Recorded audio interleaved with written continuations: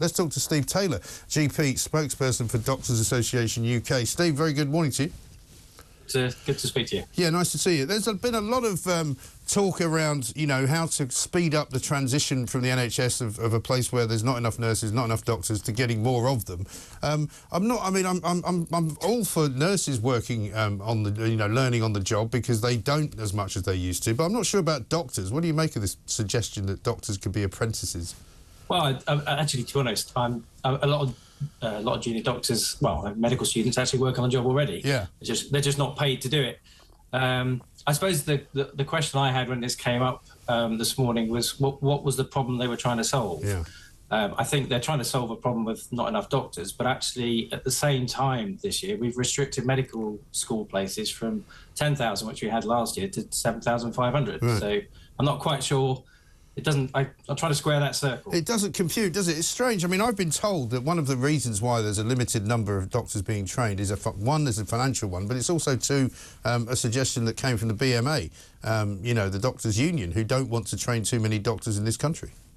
Well, I think that was long ago. I mean, that particular ruse, which was about, I think it was probably 2008 when the BMA was saying there aren't enough training places. But I think that's changed a lot. I think we all know that there are not enough training places. I mean, it was good that actually they went up to 10,000 for right. the previous 3 years. I'm surprised and somewhat bemused that they reduced it again to 7,500. Nothing right. to do with the BMA, that. Yeah. It does seem odd, though, doesn't it, that you've got nurses who didn't used to have a degree, but who now do, who can't train on the job as much as perhaps they used to in the olden days. And now, instead of putting that back to where it was, they want to make it the case that doctors can now train on the job without having a degree. Yeah, I'm not sure what the problem is. I guess the issue is we haven't got enough doctors. I mean, I think we all agree with that. But the problem is that I think we've got lots of holes in the bucket. Yeah. So 35% of doctors leave the UK at some point after their training. There's a big hole. That's a lot of people, isn't it? Yeah, massive number. Yeah, huge number. And I mean, it's frankly appalling, isn't it, that we would lose 35% of our. And where are training. they? Are they all going to Australia or something? Well, I mean, a lot of them go to Canada, Australia, New Zealand. And more recently, places like Qatar and Saudi Arabia. I think they're the places that people are going to, yeah. Right, so it's a financial decision they're making and a lifestyle. Well, probably a financial one and a workload issue. I think we all know the NHS is under a lot of strain, isn't it? A lot of them go into private medicine as well, don't they? Well, not many, I don't think. I mean, in this country, there are, you know, we've got an increasing private provision, which, you know, I think, you know, has some benefits for some people, but not for everyone. No, but what I'm saying is that most of the private people working in private medicine have probably been trained in the NHS, haven't they? Yes, but that's at the top of the end. So, you know, it's consultants and that sort of level. I mean, these are junior doctors that are leaving, not the senior consultants. Right. So at the moment, for example, if I was to go into a hospital and be seen by a junior doctor, by and large they are people who are training for 7 years to become junior doctors. So at some point they're allowed to tend to patients. At what point of their sort of degree course are they allowed to do that? Well, it's all the way through, really. I mean, I think medical students are taking histories. Sometimes they're taking bloods.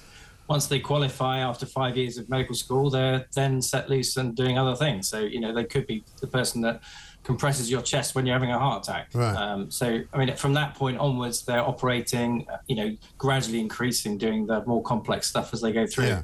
But are they operating as junior doctors or as sort of medical assistants, if you like? Well, no, they're junior doctors. I mean, depending on which grade you are, you could be the person that's doing the operation. You know, so 3 or 4 years after medical school, you are doing the operation. And there's no other seniors around. Right. You know? I'm just trying to figure out what this would look like, really. You know, if you've got apprentice doctors, I don't know whether there's going to be some 18-year-old who just left school, who's not going to university but is being trained, say, at a hospital, and what that individual would be doing with a patient. I've no idea. I mean, I honestly have got no clue. Because I think that's what most people's concern is about. It's about, you know, if you're going to walk into an A&E with half your arm falling off and suddenly there's a sort of spotty 18-year-old there going, don't worry, I'm an apprentice doctor, I'll sort you out. People are going to think, really, are you? Yeah, and that's it. I mean, what are they trying to fix? You know, I mean, they could just increase the medical school places back to 10,000. There's 25%. They're only going to get 10% from this process. There's, you know, medical schools are oversubscribed 3 to 1. You know, 75% of applicants are turned away. We're not short of people applying. Right.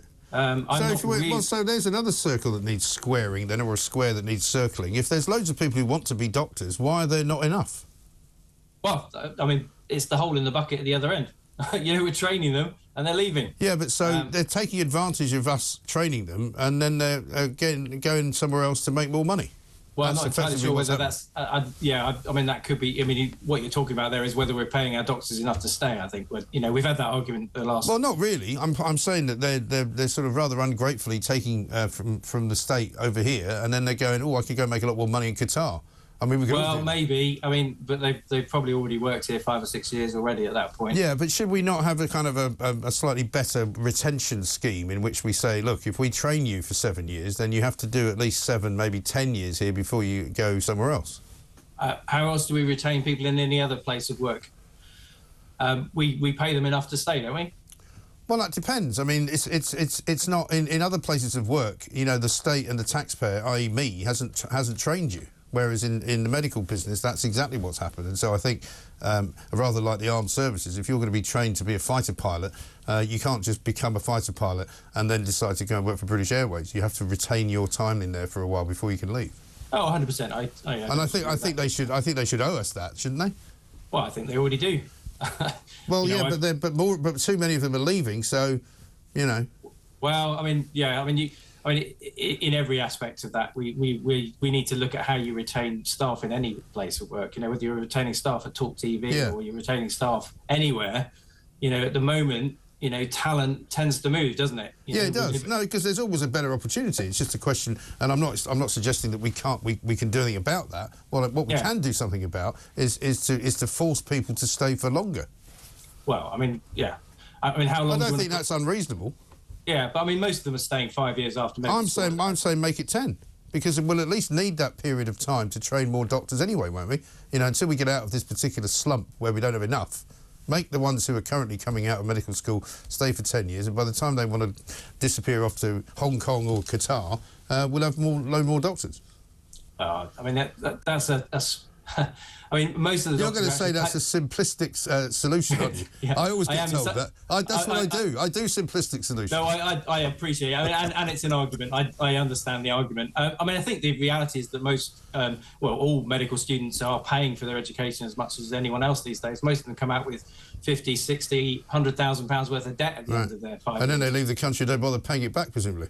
Well, you have to pay it back. I mean, they sound like a pretty rum bunch of people, to be honest. I don't know what they get taught in doctor's school, but, you know, they should be taught loyalty. They should be taught that you can't disappear out of the country and not pay your debts. I mean, what sort of morals have they got, these people?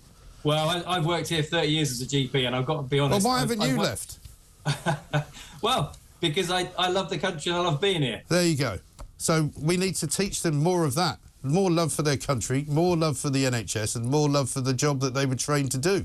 And in all honesty, I was paid a bit more a few years ago. Yeah, good. Well, there's nothing wrong with that. There's nothing to be ashamed of. You say it as if you don't deserve it. I think fundamentally the issue is that we're not paying him enough to stay. Yeah, fair enough. I've never met a poor doctor, by the way, but I'll take your word for that. What do you make? 10 years from now, you might do. Yeah, maybe.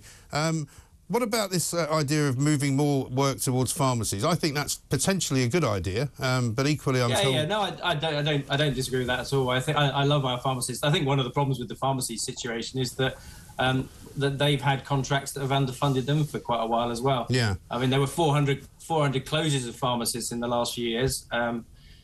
Yeah, I mean, I imagine I mean, I've certainly had conversations with pharmacists who have said that they could do with more staff and they could do with more more money if they're going to be doing more work. Because all I can tell you anecdotally is if ever I walk into a sort of a friendly neighbourhood chemist, there's usually a queue at the pharmacy counter because there's more people that need seeing than there are pharmacists. Yeah, well, I think that's true everywhere, isn't it? Yeah. Well, there's an awful lot of people here. That's another story. But there we are. Anyway, listen, great to talk to you, Steve. Thank you very much indeed. Nice to speak to you as well. See you soon. Dr. Steve Taylor there, spokesperson from Doctors Association UK, a man that loves his country, a man that loves working here, a man that loves the NHS. Why can't all doctors be like him and then we wouldn't have a problem? Would we? Simple. This is TalkTV.